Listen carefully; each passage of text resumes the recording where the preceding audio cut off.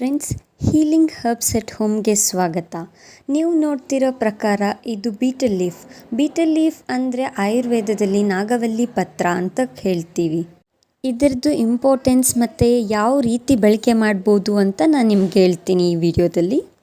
ಇದನ್ನು ನಾವು ತಾಂಬೂಲ ಮಾಡೋಕ್ಕೆ ಯೂಸ್ ಮಾಡ್ಕೋಬೋದು.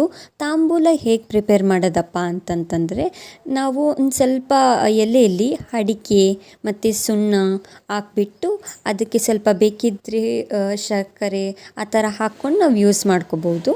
ಇದರದ್ದು ಬೆನಿಫಿಟ್ಸ್ ಮತ್ತು ಯಾರು ಯೂಸ್ ಮಾಡ್ಬೋದು, ಯಾರು ತಾಂಬೂಲ ಸೇವನೆ ಮಾಡ್ಬೋದು ಮತ್ತು ಯಾರು ಮಾಡಬಾರ್ದು ಅಂತ ನಾನು ನಿಮ್ಗೆ ಹೇಳ್ತೀನಿ.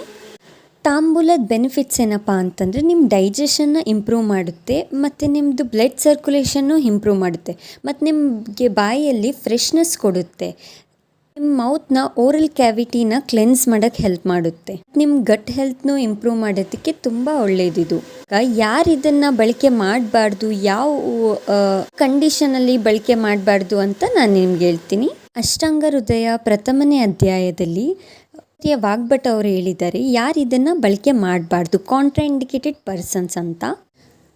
ತಾಂಬೂಲಂ ಕ್ಷತಪಿತ್ತಸ್ರ ರೂಕ್ಷು ಕುಪಿತ ಚಕ್ಷುಷಂ ವಿಷಮೂರ್ಛ ಮದಾರ್ಥಾನಾಂ ಅಪತ್ಯಂ ಶೋಷಿಣಾಮಪ್ಪಿ.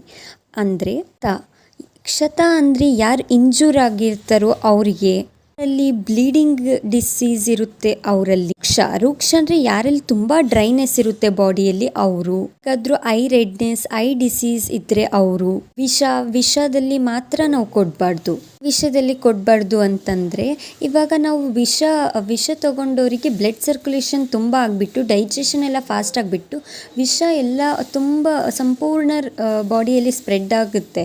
ಸೊ ಅದಕ್ಕೆ ನಾವು ವಿಷ ಕಂಡೀಷನಲ್ಲಿ ಕೊಡಬಾರ್ದು.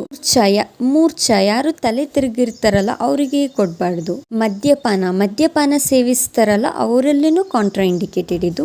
ಮತ್ತು ಶೋಷಣ ಅಂತಂದರೆ ಯಾರು ತುಂಬ ವೀಕ್ ಆಗಿಬಿಟ್ಟಿರುತ್ತೆ, ಇವಾಗ ರಾಜಯಕ್ಷಮ ಅಂತಂದರೆ ಟ್ಯೂಬರ್ಕ್ಯುಲೋಸಿಸ್ ಆ ಥರ ಡಿಸೀಸಸ್ನಿಂದ ಸಫರ್ ಆಗ್ತಿರ್ತಾರೋ ಅವರಿಗೆಲ್ಲ ನಾವು ಕೊಡಬಾರ್ದು. ನನ್ನ ಕಂಟೆಂಟ್ ನಿಮಗೆಲ್ಲರಿಗೂ ಇಷ್ಟ ಆದರೆ ಲೈಕ್ ಮಾಡಿ, ಶೇರ್ ಮಾಡಿ, ಸಬ್ಸ್ಕ್ರೈಬ್ ಮಾಡಿ. Thank you.